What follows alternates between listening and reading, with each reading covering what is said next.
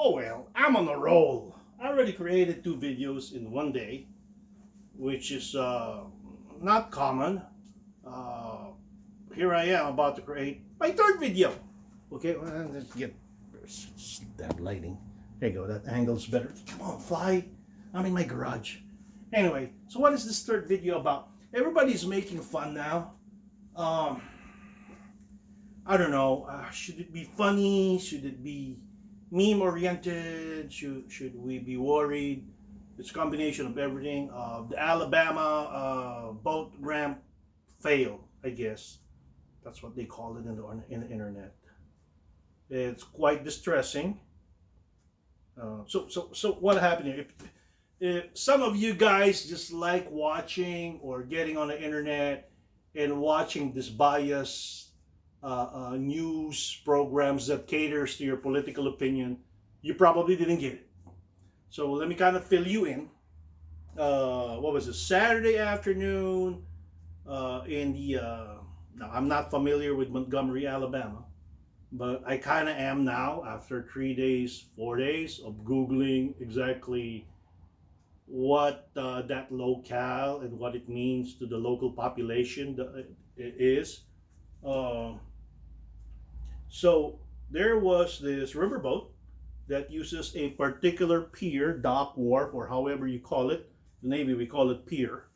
That uses this dock to pull in on its side, starboard or port, Navy term, which means left or right side of the ship, to unload its passengers.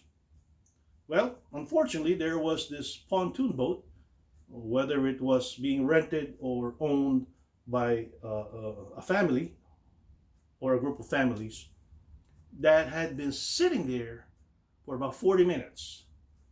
So now passengers are getting restless. Captain of the boat wants to get this off because they got a schedule to meet. So he unloaded his first mate, who came off the boat. For disclaimers here, that first mate is black, right? Now, if you've seen the video, this discussion, and it's going to be a heated discussion. I already expect some comments here. Hey, you know what? Feel free, all right? Lay it out. For those first 35 minutes, they were trying to figure out who the boat captain is on the pontoon boat, so they could get out of the way and allow a bigger riverboat, which has been using that wharf exclusively to load and unload passengers. So for all that's, you got to be really persevering and patient for 30 minutes as a captain of the riverboat to determine, hey, how are we going to unload these passengers, right? So first mate gets on the wharf, tries to look for the people, couldn't find any, and decided to unravel the line, all right, from the cleat. Cleat is where, all right, fill this in. Cleat is where you hook up the line. I'm not a bosun mate in the Navy, but I know my basic seamanship stuff. And then he pulled the boat for it to get out of the way. Woe behold, here comes a would-be owner and family and started accosting the guy that was just doing his job. So the guy that was just doing his job ultimately got into a heated argument. You know, guy's doing his job. Come on, man. You're not supposed to be there with your pontoon boat. And they all decided to gang up on this one black guy. It would have been okay, not that I'm condoning violence, if this would have happened in some other place. Now, when I posted this, I said there was 1 on 5, literally, there were like about 8 of them, beating up on this guy, this black guy. And all of a sudden, it became 50 on 5. It's like the whole population of Alabama ganged up on this family. I'm not creating this video to highlight those points. I'm creating this video to highlight one point.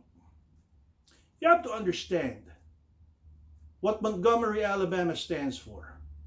Now, before we even go there, now a lot of people are saying that, and I was looking at the video, there were lots of comments. There's really nothing there to see. You got trails, they got churches, they got stores, piers. So the river, it's not on the, correct me if I'm wrong, I just Googled it, Montgomery, Alabama, it's not on the Gulf of Mexico, it's on the river.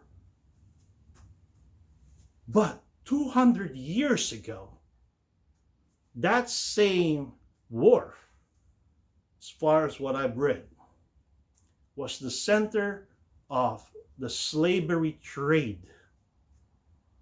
While cotton was being harvested, being placed on board ships, slaves were being unloaded. And you have monuments all over Montgomery that will attest to that. And the visualization of folks coming off that riverboat, they don't see markets where they're selling souvenirs of the riverboat. What they see is the persecution of the black community, enslavement, getting off those ships while they go through those markets.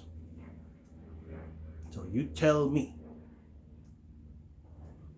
I'm brown, I have nothing on this, I'm not white, I am not black, yet when I see this, and you'll see my posts on Facebook on how I really feel about this, it is gut-wrenching, and I'm not even black.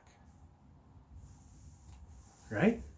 So, to those that are against certain things that we provide the black community of, whether you're against their character, their religion, how they behave, is totally muted right now.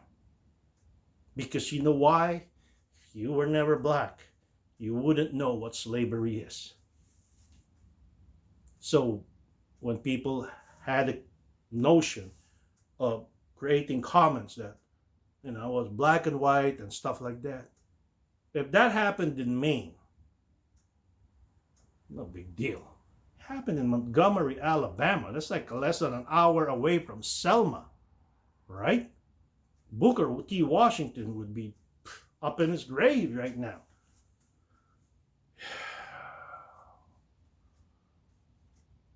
And it is very disturbing. All these black people ganging up on this family. Well, you understand the history of it. On that wharf, in that city, in that state, and what has been happening. It wasn't 50 on 5 to begin with. It was 7-10 on 1 to begin with. Let that go.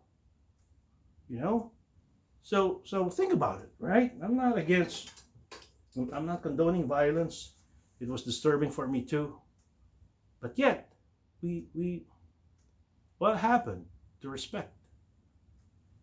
And what happened to our morality this last, I hate to turn this into a political, I'm naive, I guess. So, anyway, just a thought. That's just me. Go ahead, lay it out. Lay it out on me. Call me, I don't care. All right, let's go back to real estate. All right, you guys take care. To the men and women out there, it's been a pleasure, a privilege, and an honor to have served. To all you, our sons and daughters and brothers and sisters, you guys come on home. You guys take care. Post.